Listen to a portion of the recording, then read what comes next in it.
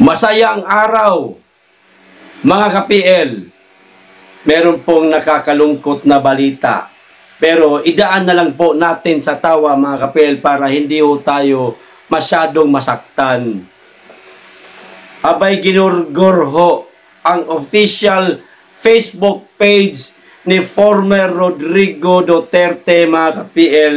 Itong dito ho sa SMNI, itong gikan sa masa para sa masa.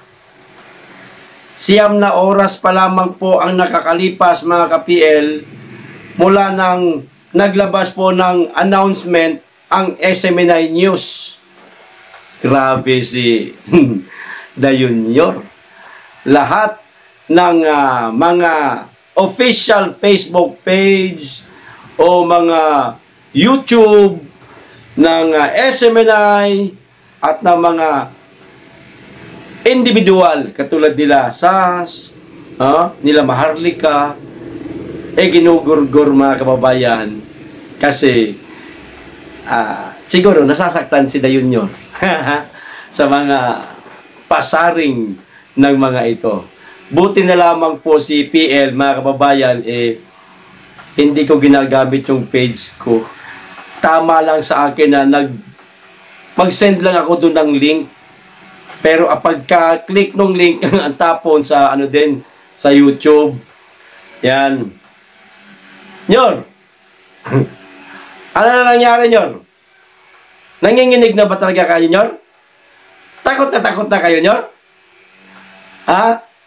Kahit yung gikan sa masa, para sa masa na Facebook page ni Tatay Digong, ginurgur nyo, matagal naman ang hindi na ginagamit yan, Nyor. Matagal lang wala ng programa si Tatay Digong at si Pastor Apollo Kibuloy dyan. Pinakialaman nyo pa. Buti na lamang, mga kababayan, yung Rodrigo Duterte na Facebook page din ni Tatay na mayroon pong 4.2 million yata na followers, buhay pa. Sinilip ko po ngayon lang. Ito ho ang announcement ng SMNI. Ayan, basahin ko ho Public announcement. Ayan. We regret to inform you that the Facebook page of former President Rodrigo Duterte, SMNI, gikan sa masa para sa masa, has been removed without any opportunity for us to appeal this decision, mga kababayan. Wala na. Hindi na ho talaga maibabalik pa. Kasi meron pong ibang Facebook page na kapag ka nagurgur, ilang buwan lang na ibabalik, depende po sa gagawin mong appeal. Makakagawa ka pa ng appeal, makakapag-appeal ka pa. Pero ito, wala na. Ganyan po, grabe takot ni The Junior at saka ni Mahaderang anak ni Taning. Kilala niyo na po yung ibig kong sabihin. Di ba? Wala naman ang ginagawa itong page na ito. Ito pa. We urge you to continue following us on our alternative platforms like YouTube and TikTok.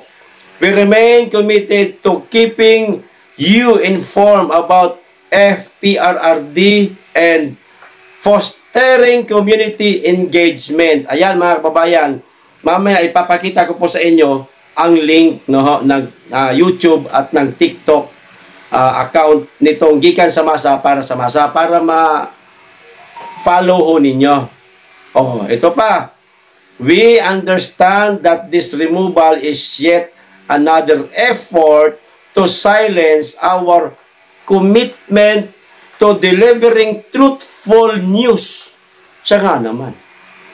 Wala na pong ibang mainstream media ngayon na nagbabalita ng katotohanan kasi po lahat nahawakan na po ni Mahaderang Butod. Napapalamon. Buwan-buwan di umano merong ganun yan gusto mo manahimik? Bigyan mo ng yan. Pagkain, parang aso lang yan. Di ba pag may aalaga kang aso, Maingay yan eh. Lalo pag, nasa ibang bahay ka, pumunta ka sa ibang bahay, ang ingay nitong asong to sa akin, galit na galit ito sa akin. Pakainin mo na pakainin, di ba? Aamo sa'yo yan. Ganon. Yan, mga ibang mainstream media ngayon. Hindi ka naman po nila lahat, ha? Meron pong mangilan-ngilan lang. Ayan. Tuloy. But we won't be silenced. Hindi tayo mananahimik. Our commitment to fight for press freedom and contribute to the growth of our nation remains unshakable. Ito pa, we're actively exploring solution to this situation and your support means everything to us. Thank you for understanding with us during this challenging time. Ayan. Ang naghatid po ng liham si SMNI, Digital Media Management. Ayan. Ang ating minamahal na SMNI, mga kababayan. Yan po ang ito pala yung YouTube account nila. Teka, pindutin ho natin para madalhin po tayo dito sa YouTube account. Para maipakita ho natin sa inyo. Ayan po, gikan sa masa para sa masa. Meron na po itong kababa pa lang po ng subscriber. Baka naman, puntahan po natin, 3,058 pa lamang po ang subscriber. Suportahan po natin ito. Gikan sa masa para sa masa. SMNI. Ayan, SMNI, gikan sa masa para sa masa. Ito yung YouTube. Dito naman po tayo sa TikTok. Puntahan po natin, suportahan po natin, mga kababayan, ha? At kinurgur na po yung official Facebook page. Alam niyo naman po natin kung sino po nagurgur.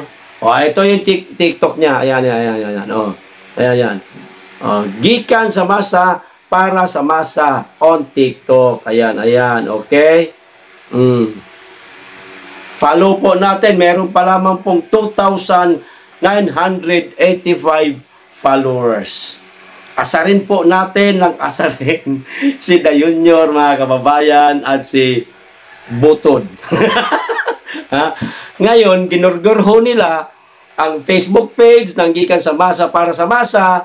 Paramihin po natin ang YouTube channel ng Gikan sa Masa para sa Masa, at ganoon na rin po ang TikTok. Na hindi nila tayo masusupil, mga kababayan, sa mga social media platform. Marami tayong mga kaparaanan. At higit sa lahat, napakarami ho natin yung, di ba, DZAR, natandaan ho ninyo, ginurgur din. Ngayon, kapartner mo sa serbisyo, no? Kapartner mo, basta yun na yung bago. Ang laki na ho ng ang laki na po ng subscriber. Dati, nung na-promote natin yun, nasa, kung di ako nagkakamali, 7,000 pa lang. Pagkatapos po natin ma-promote, kaming lahat ng mga vlogger, hindi lang ako, maging si Maharlika, lahat tayong mga DDS vlogger. Kami palang DDS vlogger. Ayun, kinabukasan pag silip ko, nasa 20 na. Yan. Lalo silang maaasar sa atin sa mga ginagawa natin yan, mga kababayan. Kasi nasa atin po ang pagkakaisa. Tunay na pagkakaisa. Nagkakaisa po ang mga inaapi at higit sa lahat ang mga nabudol ni Da Junior. Tulungan po natin ang bagong YouTube channel ng Gikan sa Masa para sa Masa at ng TikTok. Okay? Asarin po natin ang asarin. Gurgurin manila tayo ng gurgurin, gawa tayo ng gawa ng bago. Ganun lang naman yun eh. Gurgur pala, bakit? Hindi na pwedeng gumawa ng bago. Hoy! Nyor! At saka satana! Butod! Hindi kami titigil. Akala nyo, pag ginurgur nyo, hihinto na kami. No! Maging mga vlogger, kapag ginurgur ninyo, gagawa ulit ng bagong account. Tutulungan namang yung isang vlogger, halimbawa pag naman ako, si Bisdak na lang. Hoy, shout out Bisdak. Wag naman yung channel ko. Oh, si Bisdak na lang, halimbawa, gurgur yung channel niya. O tutulungan niyo ng SMNI at ng mga kaibigan nating vlogger, ng mga DDS. Pero, halimbawa ko lang yun ha, hindi naman po mangyari yun. Kasi si Bisdak, astig yan. Bisdakeros yan eh. Basta Bisdakeros. Gahi. Ha? Gahi, galin, PL. Alimpatakan. O, nakaintindi ng Bisaya lang. Ha? Okay. O, yun po ang mga kaganapan. No? Ulitin ko, nagurgur na po ang Gikan sa Masa para sa Masa Facebook page ni Tatay Digong. Hanggang dito lamang po. Maraming salamat sa inyo lahat.